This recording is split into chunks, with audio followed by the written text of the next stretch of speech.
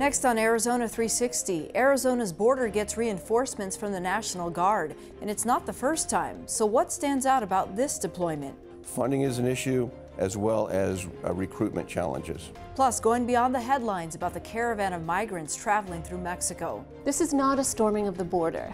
And with Arizona teachers exploring a potential walkout, what options that leaves districts with? We need to talk safety first for our children. Hello and welcome to Arizona 360. I'm Lorraine Rivera. Thank you so much for joining us.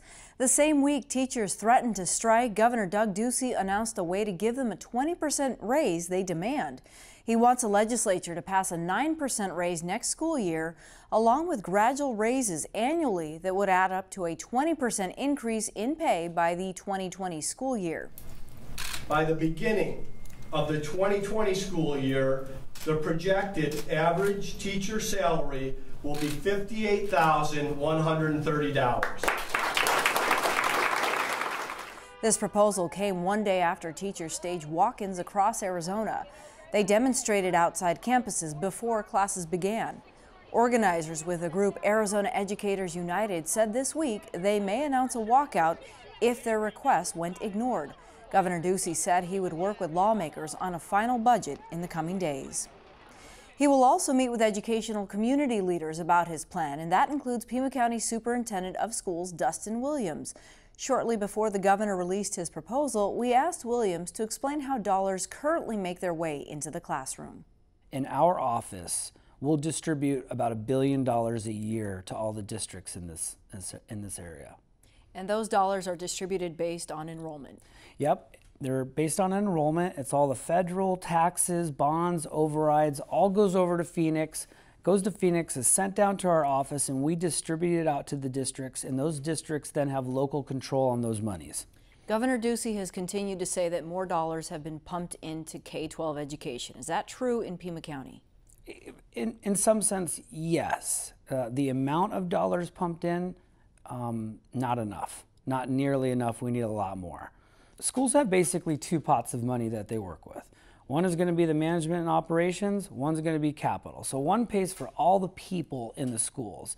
The other pays for all the stuff in the school, books and computers, roofs, carpets, AC units.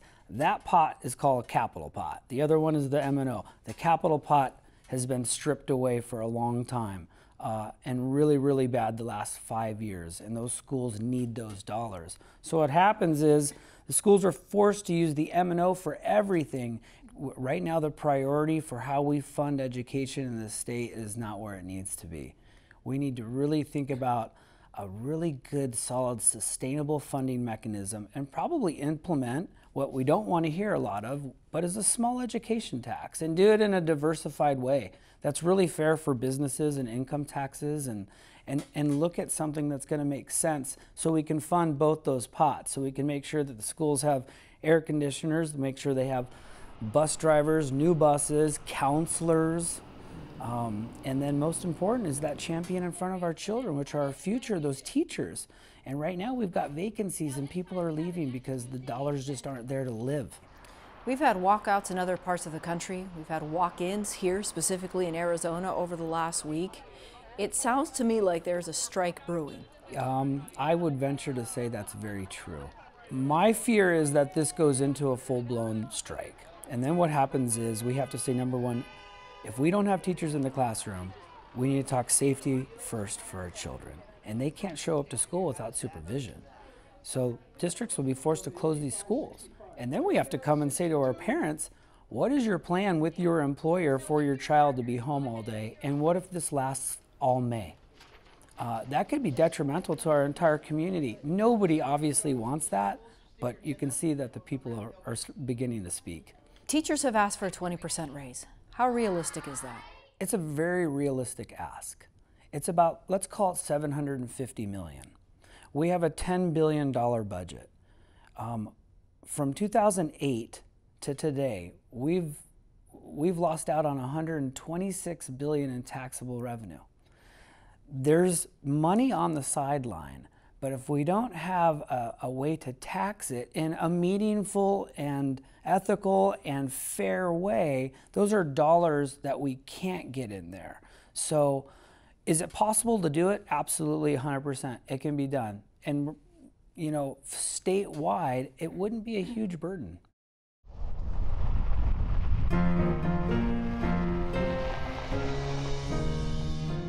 More than 300 members of the Arizona National Guard will head to the border as part of a deployment announced by Governor Doug Ducey this week. President Donald Trump authorized up to 4,000 Guard troops to deploy to border states. The Department of Defense will pay for the operation. As for why, Homeland Security Secretary Kirstjen Nielsen told reporters this week that illegal immigration is at a crisis point. She cited an increase in apprehensions at the border over the last year. Similar deployments happened under the Bush and Obama administrations, giving Ronald Colburn first-hand experience to analyze this deployment. Before retiring, Colburn served as the Deputy Chief of the Border Patrol, as well as Chief Patrol Agent in Yuma. He joins us from Phoenix. You were the chief of the Yuma sector back in '06 when President Bush made the Operation Jumpstart announcement. Did that significantly impact arrests back then? Yes, it did. Although the National Guard support was not in a law enforcement role, it was in support of law enforcement, so they had no arrest powers or arrest authority.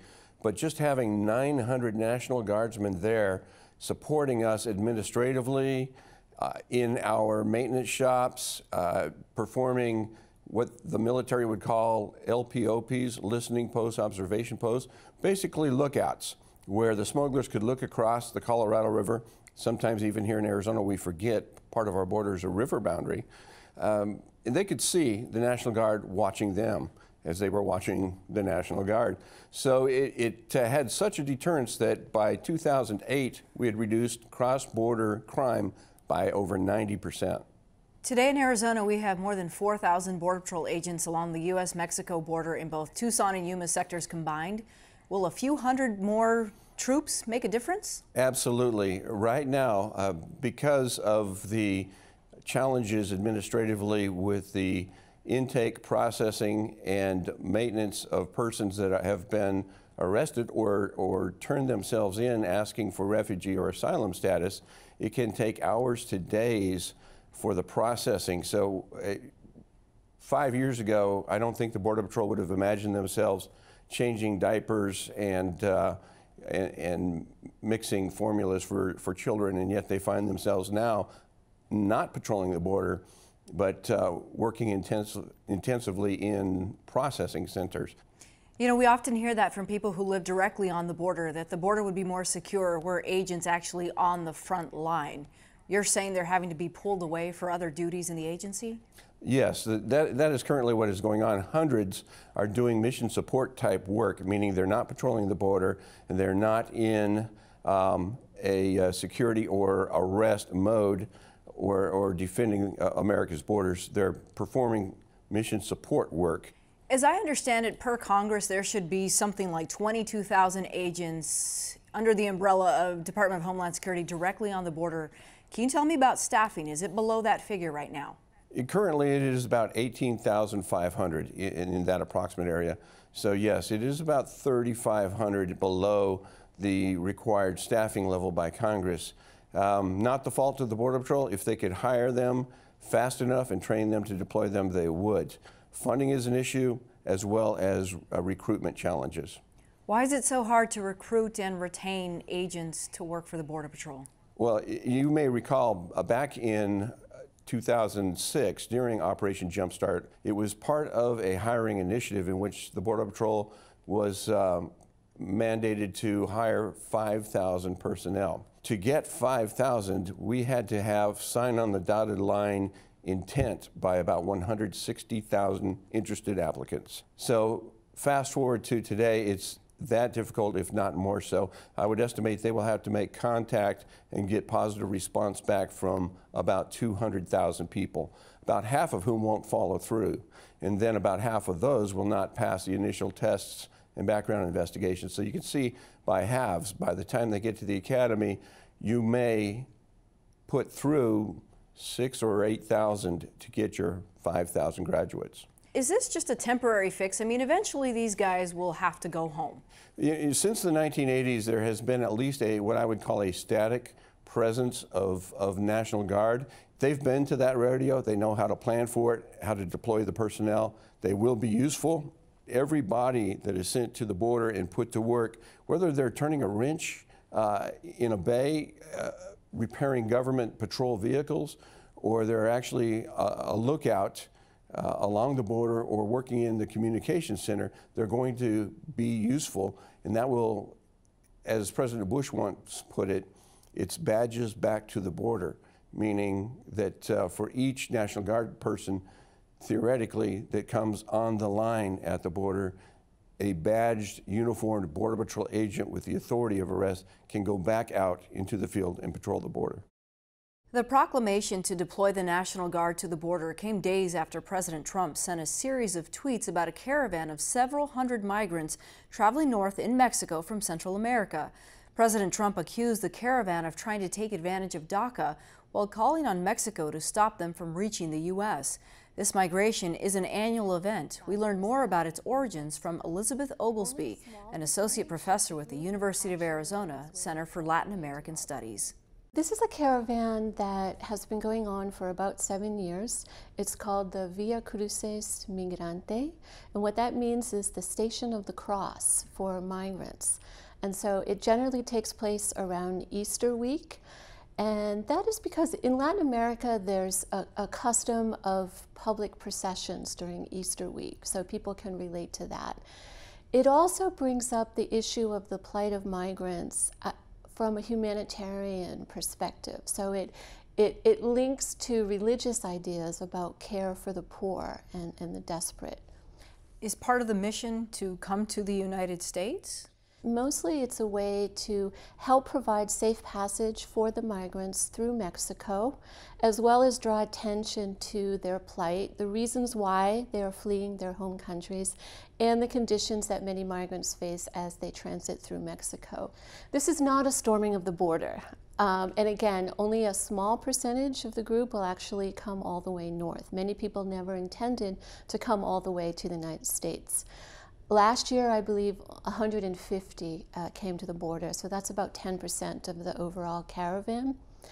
What they're doing now in Mexico, they went to a migrant rights symposium in Mexico where they were meeting with attorneys.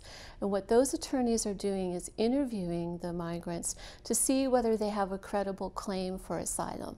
And those that may have a credible claim for asylum either will apply in Mexico or, again, a small percentage might continue on to the United States. You have said that this caravan has existed for 7 years or so. Why the attention this time? This time there was an embedded reporter from BuzzFeed News who was sending back reports, and those reports were published with very sensationalistic headlines that this caravan was going through Mexico and nobody could stop it, almost as if it were a meteor about to hit Arizona or Texas. The BuzzFeed News reports were picked up by conservative media like Fox News, in which we know that President Trump watches and responds to. So I think those factors came together to create a response that we hadn't seen before. Just this week, the U.S. Border Patrol apprehended a group of 60 people from Central America who were claiming asylum, but there was also an MS-13 gang member mixed in with a bunch. How often does that happen, where you have someone with wrong intentions trying to blend in? It's so infrequent that it's almost an invisible number. And I'm citing here data from the Border Patrol. That last year, the Border Patrol released data that said since 2011, out of 250,000 unaccompanied minors that showed up at the border, only 56 were identified as members of gangs. So it's almost an invisible number.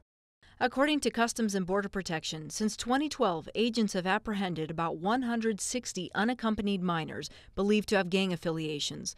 Among that group, 56 had ties to MS-13. When you factor in adults, the number of suspected or confirmed gang members stopped at the border jumps to 5,000. And so in your research, you have found that this is not as you said, a storming of the border, but there is, for some, they do make it to the U.S. border. Do they apply for asylum when they get here, or do they attempt to make an undocumented crossing? Members who come in an organized fashion with publicity tend to apply for asylum. Of course, there are many Central Americans who either do not have the information that they need to apply for asylum or are too afraid to apply for asylum, who do attempt to cross without authorization. One thing that is important for people in Arizona to understand is that people have a right to apply for asylum. That doesn't mean they have a right to receive asylum. You have to have a credible fear of persecution on the basis of race, religion, nationality, or membership in a particular group or political opinion.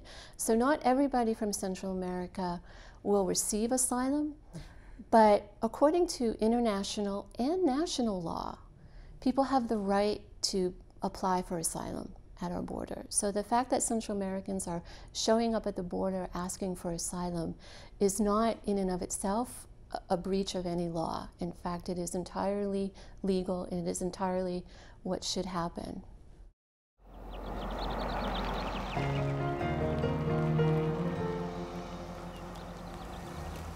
Budgetary issues could lead to job cuts and restructuring at Pima Community College, while leaders devise ways to address the college's so-called fiscal reality. This week, faculty and staff will learn more about what options the college is considering. Ahead of that closed meeting, we asked Chancellor Lee Lambert to explain how the college got into the situation. Fiscally, there will be some tough decisions that are coming. Tell me what exactly that entails. So I have to put it in a larger context, right? So what drives our budget, a lion's share of that is our enrollment. So if you go back to about 2011, 2012, when Pima was at the height of its enrollment, and from an FTE standpoint, we were up close to about 23,000 FTEs. If you bring it home to present day, without adding any multipliers into the number, we're sitting more closer to about 14,000. So you're talking about a 9,000 differential and FTEs. These are full-time students? Full-time equivalent students. That's what the FTE really represents. What that means is, in the state of Arizona, there's a constitutional law that is refers to expenditure limit. So in our case, our expenditure limit is heavily influenced by the number of students we have. That's why we're now having to make an adjustment on our budget, and we forecasted it out to be about $15 million that we have to adjust on the operational side. How do you do that? Well, we make up the $15 million, not from the standpoint of, I'm not going to be able to grow enrollment back quick enough to get back above the expenditure limit that we have to be at. But what I'm going to be able to do is adjust on the expense side. And because that means less students in a classroom, you have to start saying, well, how many classrooms do I need to have running? And that means all of a sudden how many faculty you need to deliver that education and training for students, right? How many student support people who help handle all of the front-end services, the advising services, those things. How many do you really need to service a declining student body? So you start there and then you look at and say, okay, well, if I have less staff on the academic student services side, how many HR people do I need? How many business officer people do I need? How is the Pima community embracing the fact that change is on the horizon? Well, it's scary times for a lot of folks. For a lot of folks, this is the first time that they've actually gone through this kind of experience. When the state cut Pima and the other community colleges a few years back, Pima was able to address this on the margins. So it didn't affect that classroom. It didn't necessarily affect the services directly being delivered to students in the same way that we're now talking, because the more you cut around the edges, the less you have to adjust as your financial challenges deepen. People are rightfully worried, some scared, and I expect that to be the case. But I want to be the kind of employer where I'm being as transparent as I can be. So I don't want you to come to work one day and find that your key doesn't work in the door, and that's when you learn that you've been laid off. So what's the trade-off for that? This is what we're experiencing. Board welcomes public comment on issues within the jurisdiction of the college. Comments will be limited to this evening. Also this week, the Arizona Supreme Court ruled DACA recipients are not eligible for in-state tuition, a decision that has implications for DACA recipients attending colleges across Arizona. Nearly 170 students at Pima have DACA status. Some spoke out at this week's board meeting. But now, because I would be considered out of state, I cannot afford to graduate in fall. I mean, I said last night at the board meeting that my heart is breaking for our DACA students. And it's not just our DACA students, it's anybody who's not here, what our country likes to refer to as lawfully or legally, right? And I don't think that's the way we should be looking at other human beings. Recently, your program, your basketball program, achieved enormous success. Is that program under the microscope now with its future? Right now, what's been on the table in terms of athletics is really looking at the future of football and what's going to happen with football. But what it has revealed is something that's much more comprehensive in the sense of, are we effectively supporting our athletic programs as a whole? And so as I peel back the layers of the onion, I start to realize that we're underinvesting in athletics. So if we want to maintain 16 programs that can compete at the level of our basketball program, our men's basketball, we're going to need to make some additional investments. It's happening at a time when I'm being asked to reduce our budget to be in alignment with expenditure limits. So I cannot make investments into our athletic program out of our general fund budget. Yeah. And so that limits what I can do. So then I have to start saying, okay, what might I have to adjust within the athletic programs? Right now, things like basketball are not on the table. Football is on the table in part because of that, but more importantly because of the decisions that were made up north of us at Maricopa to eliminate 4 of their football programs. Lambert says the current challenges present opportunity, and he does not want prospective students to feel discouraged. He says the college is working on ways to make it easier to transfer to universities, and it's revamping programs in the tech and automotive fields. Even in the midst of what might seem tragic, we're actually doing some wonderful things, and so we need to always look at the glass is half full, not the glass is half empty.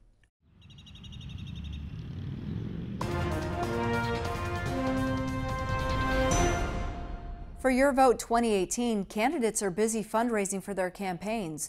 In the race for governor, the Arizona Public Media Data Team looked at the top 3 candidates who raised the most money by the end of last year and where most of those donations came from. The 3 best-known candidates for governor are Governor Doug Ducey, State Senator Steve Farley, and David Garcia, who ran for Arizona Supervisor of Public Instruction in 2014. Governor Ducey came into 2018 with the most money in his campaign account, $2.6 million. Senator Farley began the year with not quite $250,000 in the bank. And David Garcia had just shy of $95,000. But digging deeper, we learn a bit about the campaigns. A third of the contributions to the Ducey re-election campaign in 2017 came from private industry executives, people who listed their occupation as CEO, owner, president, for example.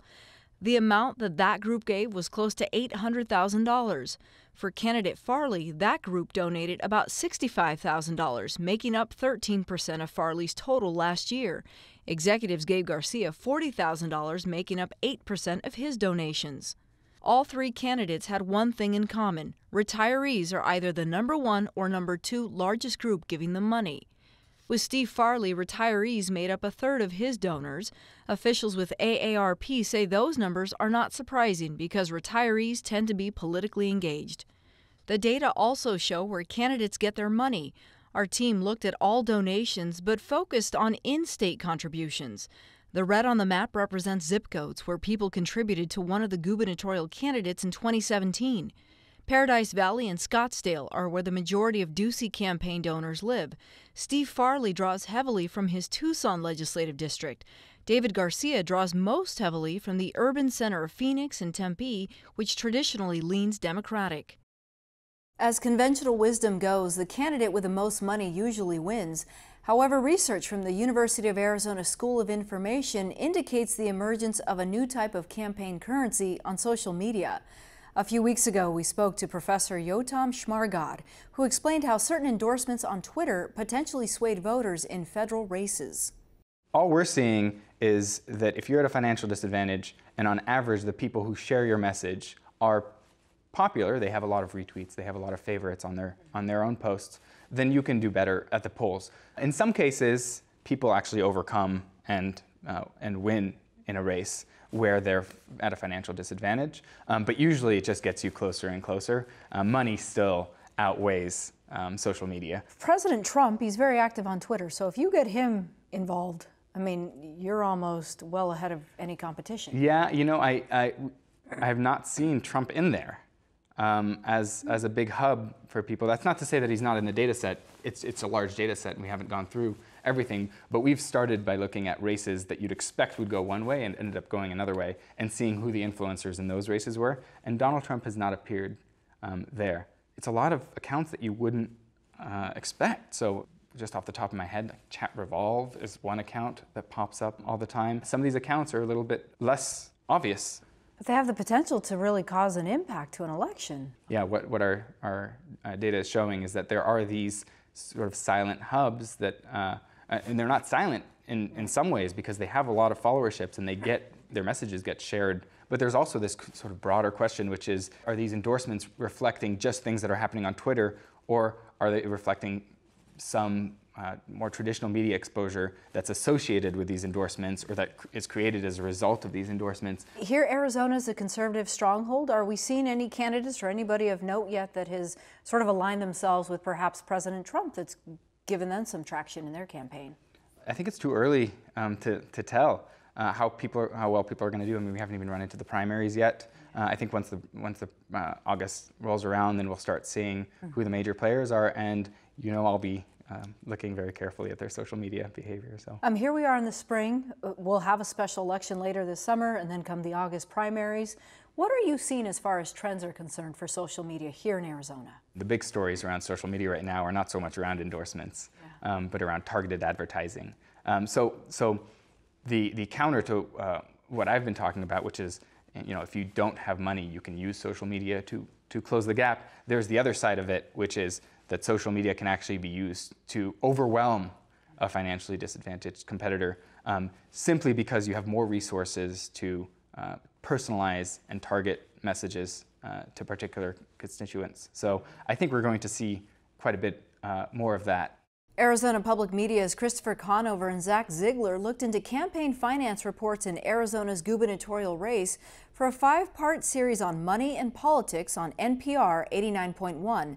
Listen online and find out why people give money, how campaigns spend it, and explore an interactive map and graphs tracking donations. And that's all for this week. If you have any feedback, send us an email, arizona360@azpm.org. Thanks so much for joining us. We'll see you next week.